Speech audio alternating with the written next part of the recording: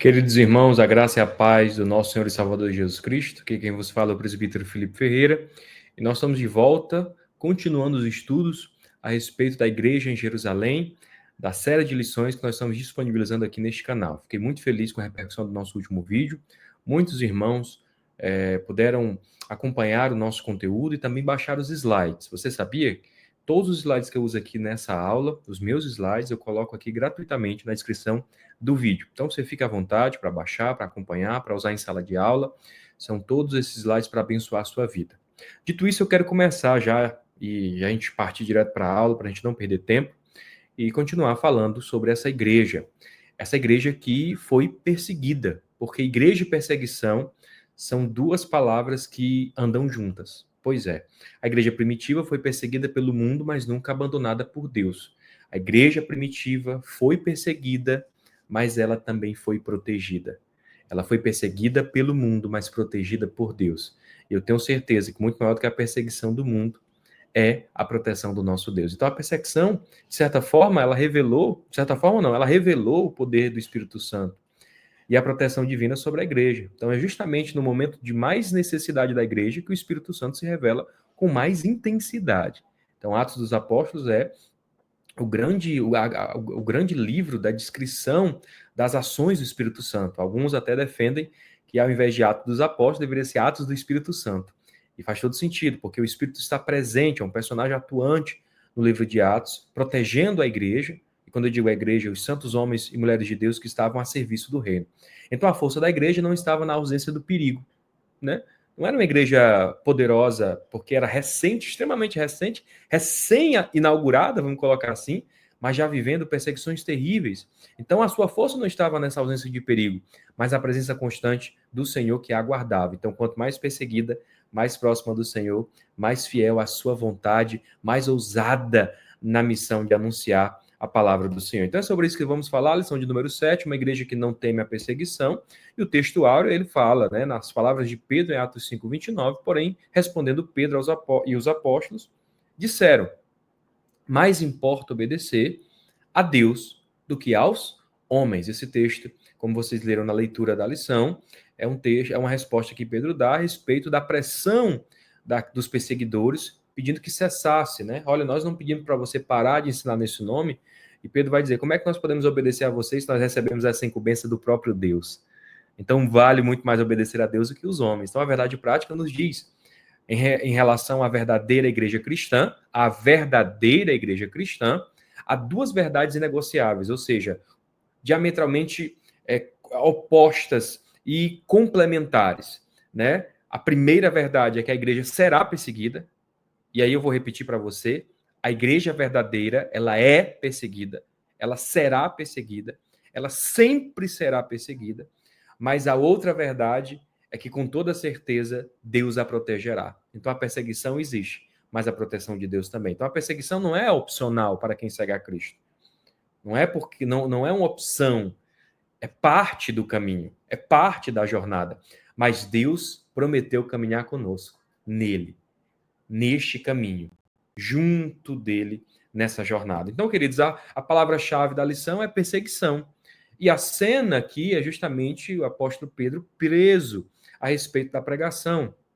E a aula vai cobrir, né, todo esse percurso dele preso, a igreja orando por ele, Deus então dando livramento, ele voltando às ruas para anunciar a verdade. Então a perseguição tentou calar a igreja, mas a igreja, respondeu com obediência, ousadia e oração constante, confiando no livramento de Deus, e foi justamente o que aconteceu. A perseguição, como diz aquele hino, não parou a igreja. A introdução vai nos falar uma coisa interessante, porque, por sua própria natureza, a fé cristã atrai sobre si a rejeição e a perseguição. Então, naturalmente, a fé cristã, ela sempre será alvo de perseguição. E por quê, irmão Felipe? Porque isso é a fé cristã. A fé cristã defende princípios exclusivos, muitas das vezes, que se choca aos valores seculares do mundo. Então, nós vamos e seremos perseguidos porque nós somos diferentes. Cremos na verdade absoluta das Escrituras. E isso, queridos, isso gera verdadeiro ódio. O mundo hostil nos pressiona na intenção de barrar a pregação da verdade. Então nós temos que entender que o evangelho é exclusivo no caminho, mas inclusivo no caminho, no convite. Olha só, presta atenção. Olha o que eu quero dizer aqui. O evangelho ele é exclusivista. Por quê? Porque apenas Jesus salva. Então não há outro caminho, não há outro salvador, não há outro mediador. É exclusivo. Eu sou o caminho. Então sim, o evangelho é exclusivista. Porém, o evangelho é inclusivo. Porque Jesus também vai dizer que ele se doaria por todos. Então ele é exclusivo no caminho, mas inclusivo no convite. O convite é aberto a todos. Então a perseguição é a reação natural à verdade absoluta. A perseguição é a reação natural a essa verdade absoluta. O mundo não tolera a verdade absoluta. O mundo quer a sua verdade. Mas a palavra nos aponta o caminho, nos aponta a verdade e nos resulta nisso a vida. Então Deus não prometeu ausência de perseguição, mas presença dele no meio da perseguição. E aí a gente gosta tanto, né, nessas questões mais triunfalistas, né, que Deus não livra da fornalha, mas na fornalha, e tantas outras manifestações que nós percebemos que quando a perseguição se levanta, ela tem potencial para refinar a nossa fé e nos preparar para enfrentar a perseguição, crendo que Deus está conosco. Então, o primeiro ponto vai dizer que a igreja é perseguida e vai apresentar os perseguidores. Então, Atos 5 menciona 3 grupos: os sacerdotes, os saduceus e o capitão do templo. Vamos entender aqui quem eram esses 3 grupos? É importante que a gente diga que os sacerdotes, eles eram os responsáveis pelo culto e pela ordem religiosa no templo. Eles eram essa elite espiritual que estavam alinhadas, inclusive, com Roma, a respeito de um trabalho conjunto para permanecer com a sua influência junto ao povo e junto ao império. E eles perseguiam a igreja porque a igreja ameaçava a sua autoridade e, sobretudo, a sua tradição. Eles eram a palavra final, eles eram a grande revelação da religião judaica. Então, eles tinham realmente um peso de relevância e de autoridade. E a igreja traz isso e se torna um alvo quando ela começa a se multiplicar num crescimento extraordinário. O outro grupo eram os saduceus, eles eram a elite religiosa também e estavam envolvidos diretamente com a política, assim como os sacerdotes, mas negavam a ressurreição, perseguiam o ensino sobre Jesus porque contrariava justamente a sua teologia e, consequentemente, o seu poder adquirido. Então, como é que eles negavam a ressurreição? E a grande mensagem do evangelho é que Jesus Cristo viveu, morreu e ressuscitou para nunca mais morrer. E assim fazer com que todo aquele que creia nele também tenha direito à ressurreição e à vida eterna. Então os saduceus perseguiam a igreja por causa disso. Os anciãos eram os líderes influentes do povo, né, que atuavam junto à sociedade como autoridade moral e política. E eles perseguiam a igreja para manter o controle social e a sua influência. Então, a partir do instante que nós temos o colégio apostólico, desses homens, né, tomando decisões junto ao povo, os anciãos começaram a ficar aí enciumados com tudo isso. E por último, um personagem específico é o capitão do templo, era o oficial de segurança do templo, ou seja, cumpria ordens do sacerdote e perseguia a igreja para manter a ordem e cumprir as ordens das autoridades religiosas. Então era o feitor, né? Era aquele que fazia o que se pedia, mas a busca dele era manter essa ordem, era manter o status quo, todo mundo no seu lugar, conforme a tradição. Então todos perseguiam a igreja porque valorizavam mais seu poder e o prestígio do que a verdade de Deus. Eles não queriam era manter, né, a pureza das escrituras nesse contexto, mas manter o seu prestígio, manter o seu poder. Então, apesar das diferenças, eles se uniram. Eles eram completamente diferentes uns dos outros, mas se uniram em torno de um único ideal: silenciar a igreja. Então, eles se opunham à igreja por temer perder controle diante do evangelho. E aí é interessante, irmãos, porque hoje, assim como no passado, a igreja enfrenta resistência quanto à fé em Cristo. Porque a fé em Cristo confronta interesses humanos, seja político, seja cultural, seja social. A igreja é esse agente que aponta a moralidade. Tanto é que eu gosto muito da expressão que diz que a igreja é a consciência do Estado.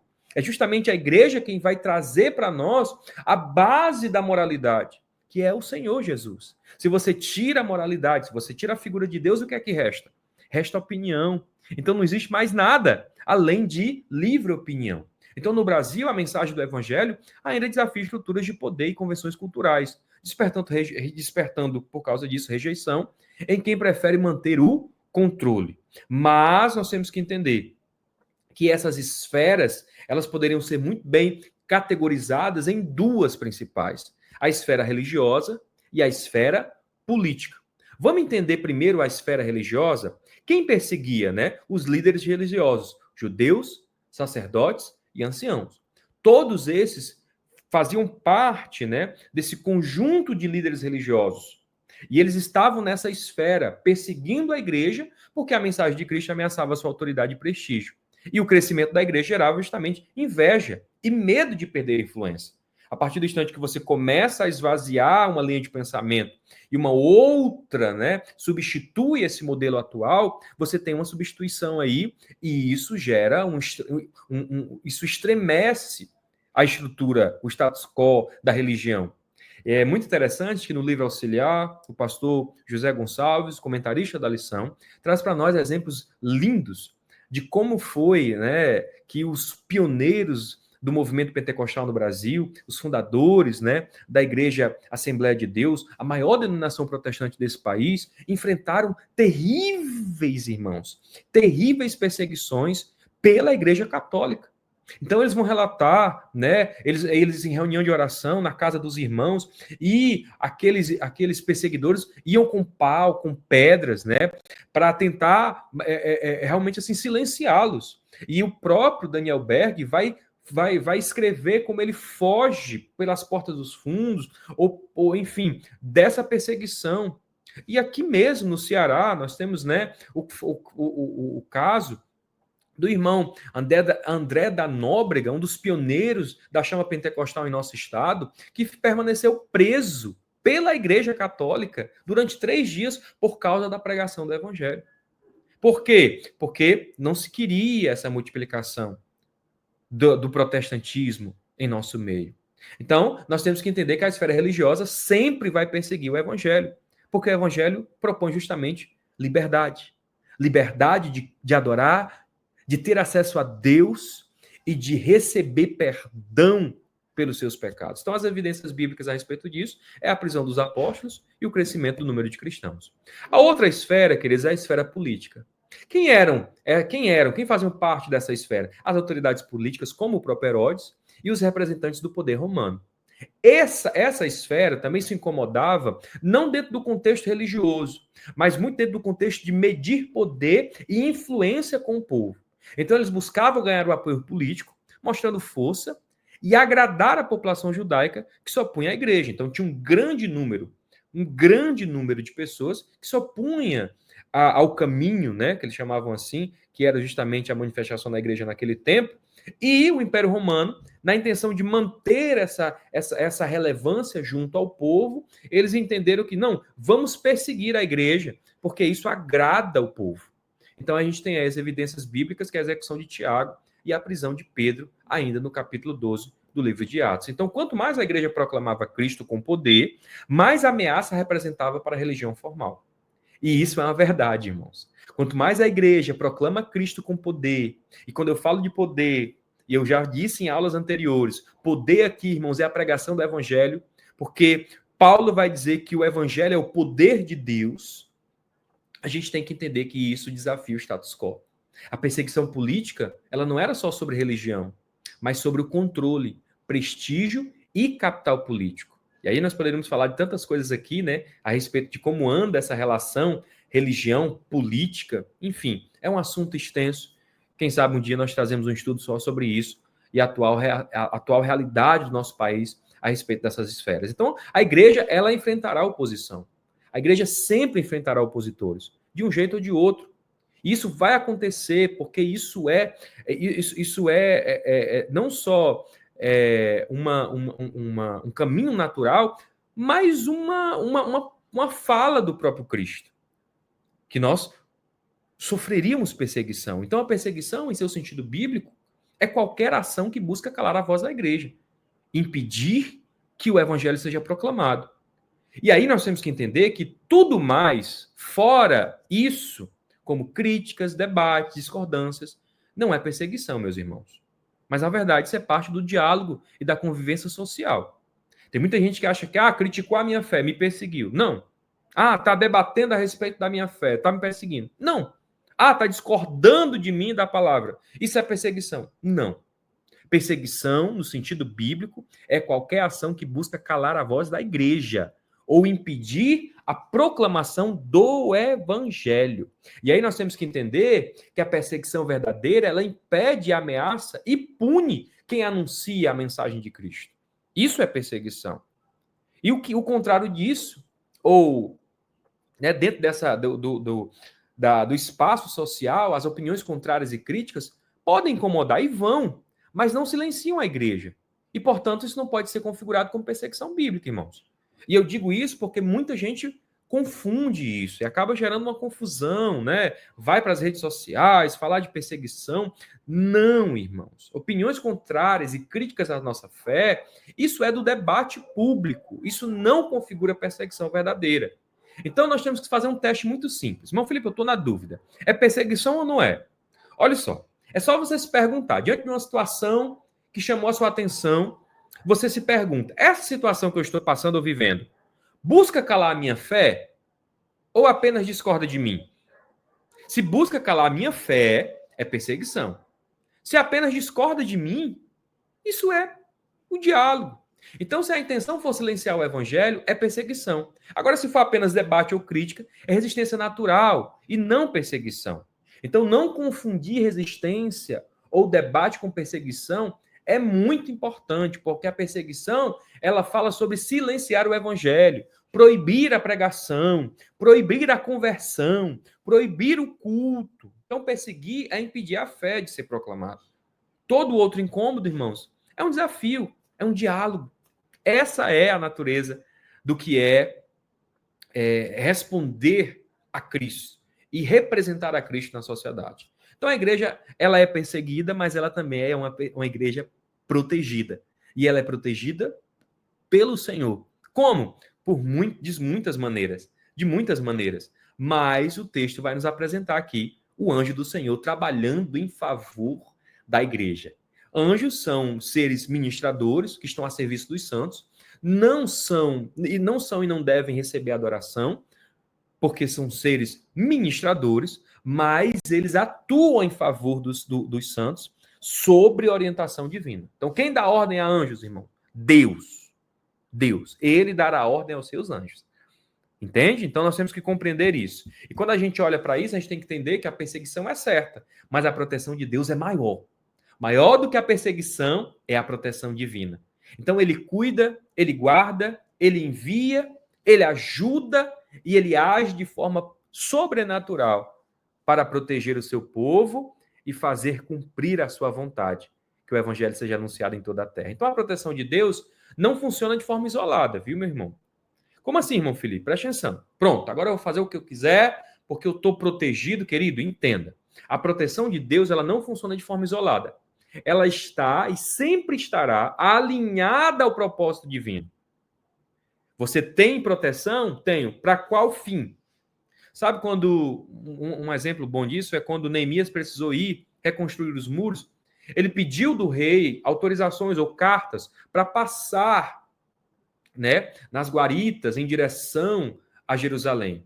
Aquela era a proteção para que não se roubasse a carga, para que se não intentasse contra a vida dele, ou impedisse que ele passasse naquelas regiões. Por que ele havia aquela proteção? Porque havia uma expressa autorização do rei para que ele cumprisse o propósito. Então, a gente tem que entender que a nossa proteção ela está alinhada ao propósito divino. Então, Deus protege aqueles que obedecem à sua palavra e caminham segundo os seus planos, como os apóstolos que foram libertos da prisão enquanto proclamavam o evangelho. Por que eles foram libertos? Porque eles tinham uma missão, um propósito, estavam em obediência à palavra de Deus e por isso Deus os guardou. Por isso, irmãos, nós temos que entender que buscar a proteção divina envolve obediência, oração, fé ativa, sensibilidade ao Espírito e sempre com o coração voltado para cumprir a vontade de Deus. A proteção é para cumprir a vontade de Deus. Quando estamos alinhados aos seus interesses, podemos enfrentar a perseguição com coragem, confiantes de que Ele proverá livramento e força para perseverar. Então, se você está debaixo de uma palavra e debaixo de uma missão, não tenha medo. Deus está atuando em seu favor. Deus está está cuidando de todos os detalhes. E aí a gente vai ver que a intercessão da igreja foi que acionou o sobrenatural. A igreja que ora alcança vitória. A igreja que buscou fervorosamente por Pedro na prisão respondeu à perseguição com oração. E aí é interessante isso, irmãos, porque o que acontece? Pedro, ele é liberto a partir do instante em que a igreja se mobiliza em oração por ele. Mas a igreja se mobiliza em oração por Pedro depois do assassinato de Tiago. Sim, Tiago, irmão de João, é preso e morto. E aí, Lucas, que escreve o livro de Atos, não dá detalhes de o porquê que ele não foi livre. É interessante isso. Mas a morte de Tiago teve um efeito profundo sobre a igreja. Ela gerou oração intensa e contínua por Pedro. Não. Nós não podemos negligenciar. Nós temos que buscar a Deus, pedir a Deus para guardar, pedir a Deus para fazer a sua vontade. Então a igreja foi, irmãos, para o lugar da oração, mediante a perseguição. Ela não se enfraqueceu com o sangue derramado de Tiago, mas ela se fortaleceu, aleluia, buscando a Deus em oração. Quando os cristãos veem um irmão a sofrer ou morrer por causa da fé, isso desperta solidariedade, temor e uma urgência na intercessão. Então, quantos mais precisaram morrer para que a igreja brasileira desperte o movimento de oração em favor da pregação do evangelho? Não só em território nacional, mas em todo o mundo. Então, no caso de Atos 12, Lucas destaca que a oração da igreja não era um detalhe. Ela foi um instrumento ativo na libertação de Pedro, mostrando que Deus, muitas das vezes, age em resposta à fé e à intercessão do seu povo. Irmão Felipe, o que é que resolve qualquer coisa? Oração. Eu tenho aprendido isso, irmãos, na minha vida diária. Tudo se resolve em oração. Oh, aleluia. É extraordinário, irmãos, o poder que a oração tem. É extraordinário, irmãos, o poder que a oração tem. Quando você dobra o teu joelho em oração, você abre uma audiência direta com o céu. E o céu responde à oração daqueles que creem. Então, em outras palavras, a tragédia não impediu a ação de Deus. A tragédia aqui, a prisão de Pedro e Tiago e a morte do próprio Tiago. Mas motivou a igreja a buscar a sua intervenção com maior fervor, evidenciando que Deus usa a intercessão coletiva para cumprir os seus propósitos. Irmãos, a igreja que ora pelo campo missionário, a igreja que ora pelos pastores, a igreja que ora pelo bairro. Sabe, irmãos, às vezes cresce, né, tantos casos de violência em nosso meio. A igreja tem pagado preço para Deus mudar a realidade daquela localidade. Entrega a cidade, a rua, o bairro. Meu irmão, a oração ela transforma. Então, ela tem valor. A oração tem valor. E a oração tem valor, irmãos, quando ela é feita com intensidade, com busca constante. Então, nós não podemos subestimar o poder da oração. E aí o comentarista até coloca, né, uma frase muito conhecida, né? Muita oração, muito poder. Pouca oração, pouco poder. Pouco poder. Nenhuma oração, nenhum poder. Então, isso é verdadeiro, porque ela traz benefícios reais à igreja. A oração conecta a igreja ao poder de Deus, ela fortalece a fé, ela direciona nossas ações, ela intercede pelos necessitados e traz capacitação divina, como vemos em Atos 12:5, Atos 4:31, Atos 8:15. Então, orar é abrir espaço para que Deus age em nossa vida e na vida do próximo. Irmão Felipe, o que é oração? A oração é dar legalidade. A oração é se prostrar diante daquele que pode fazer. A oração é incomodar o céu. Eu gosto muito do texto do profeta Isaías, né? Não deis a ele descanso, até que vos ponha como objeto de louvor à terra. E aí o próprio Jesus vai colocar que, na parábola da viúva, né? Que vai buscar o juiz incrédulo, o juiz ímpio, de tanto pedir, ela recebe. Irmão Felipe, Deus é surdo, Deus ele tem problema cognitivo, Deus não entende da primeira vez. Não, querido, Deus quer saber o quanto que nós precisamos para que a mão dele se mova sobre nós. Então apenas ore. E aí nós temos perigos terríveis, irmãos, quando a oração é ignorada. Ignorar a oração deixa a igreja vulnerável. Sem ela, a fraqueza espiritual, falta de discernimento e perda de oportunidade de livramento e intervenção divina, perda de poder. Então a oração é essencial para permanecermos firmes, protegidos e alinhados à vontade de Deus. Então a oração conecta a igreja ao poder de Deus. garante direção, força, livramento. Ignorar a oração nos deixa fracos, vulneráveis e o pior de todos, irmãos, sem proteção. O crente que não ora, irmãos, ele está descoberto. Ele está vulnerável. Ele não está revestido.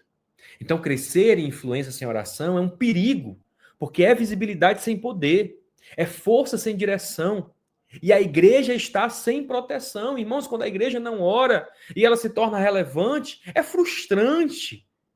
Porque não há direção de Deus ali, não há proteção de Deus ali. O poder de Deus não é manifesto. Irmão Felipe, então por que as igrejas estão cheias? Porque nós enchemos a igreja de entretenimento, irmãos. De programação. É um clube. Quando, na verdade, o que nós temos que entender é que a igreja precisa se mover em poder, em direção, em livramento. Então, o perigo da igreja brasileira é crescer em visibilidade e influência sem depender da oração, tornando-se forte aos olhos humanos, mas fracos aos olhos de Deus. Isso é notório, nós estamos vendo isso.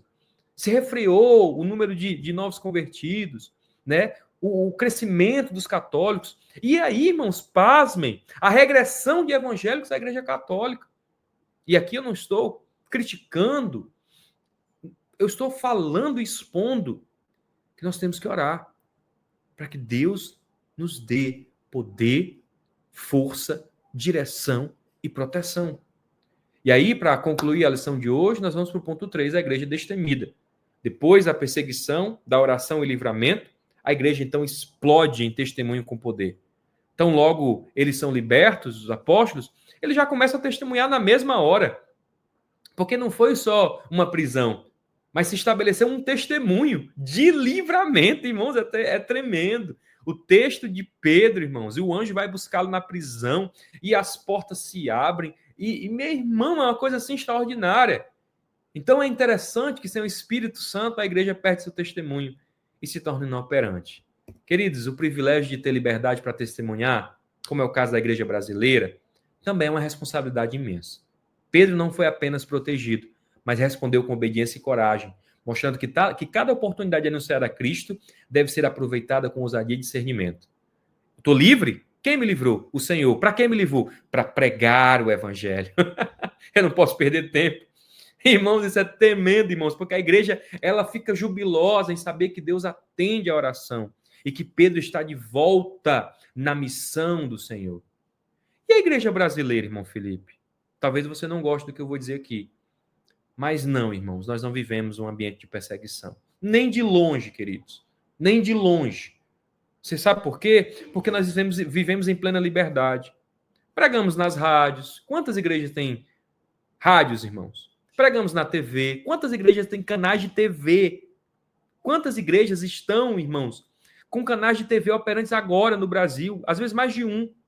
Quando não bastasse, até a TV comercial, a TV pública, a TV brasileira, como os canais seculares, tem levado artistas evangélicos, tem levado cantores, tem levado, então, celebridades, empresários, estão compartilhando a sua fé, o seu testemunho na grande mídia. Toda hora chega para nós uma notícia nova de alguém que se converteu, de alguém que agora se sente pregador, porque foi liberto. Então, esse é um ambiente privilegiado, irmãos, que a igreja brasileira nunca teve antes. Irmãos, nós temos novelas evangélicas, gospel, né? E não só de emissoras que têm uma ligação com a igreja, mas a própria Globo já colocou no ar uma novela inteira que tinha igreja, crente, gente cantando. Vocês entendem, irmãos? Então esse privilégio vem com uma grande responsabilidade. A igreja precisa anunciar o evangelho, porque somente a mensagem de Cristo tem poder de transformar vidas e, consequentemente, transformar o Brasil. Não vai ser uma mudança pela política, não vai ser uma mudança pelos poderes desse tempo, mas pela pregação do evangelho, pela salvação das famílias. Então, liberdade sem compromisso é desperdício. Desperdício. O poder de influenciar deve ser usado para cumprir a missão que Deus nos confiou, a pregação do evangelho, o evangelho que transforma, que liberta, que doutrina, que repreende e que gera em nós convicção. Então, eles foram convictos, estavam convictos, nos ensinaram a respeito de convicção, porque eles vão testemunhar de forma ousada e vão, inclusive, desobedeceu o Estado. Por quê? Porque o Estado, naquele período, queria silenciar a igreja. E aí, quando a gente fala a respeito disso, a gente tem que entender uma coisa. Lucas resiste à ousadia do testemunho de Pedro, mostrando que a fé primitiva não negociava a sua fé, de maneira nenhuma. Mesmo que isso custasse caro, prisão e morte. Então, defender o evangelho é manter os princípios cristãos que fazem parte da essência da igreja. Defender o evangelho é manter os princípios cristãos que fazem parte da essência da igreja. Não apoiar em outros assuntos da nossa preferência. É porque eu gosto de tal assunto. Vocês estão me entendendo o que eu estou querendo colocar aqui? Isso aí é defender o evangelho. Defender a família. Não, irmão. Não. Por que não, irmão Felipe? Porque a gente tem que entender que nós